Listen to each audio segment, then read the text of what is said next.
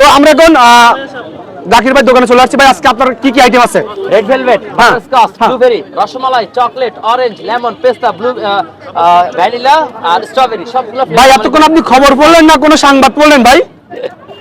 এগুলো বললাম ফ্রিতে খাওয়াইতেছেন ভাই।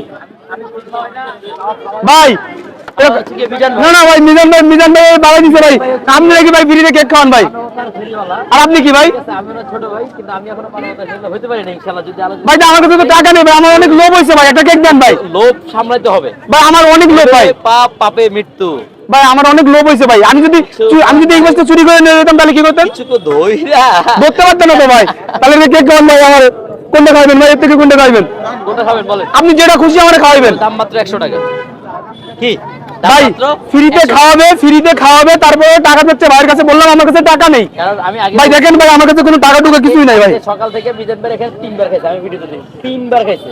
একবার 10টা থেকে যখন শুরু হয়েছে ঠিক তখন একবার খাইছে, আজান মানে জুমা নামাজ আজানা দিতে আরেকবার খাইছে, লাস্টে ওই আরেকবার খাইছে। গাইস আমি আসছি সাতক্ষীরা থেকে 12টার সময় মিজান ভাই হোটেলে দেখুন করছি, তাহলে সে 10টার সময় আমার কোথা থেকে দেখলো আপনারা কমেন্টে জানান তো। লাইভে দেখছি, আমি লাইভে দেখছি এই ভদ্রলোক, ঠিক আছে, বসে বসে 3 টিপ খাইছে, 3 টিপ। ভাই সাথে মানে আপনিও ছিলেন না আমার সাথে? আমিও ছিলাম। আমি গাল তুলে খাইয়েছিলাম না?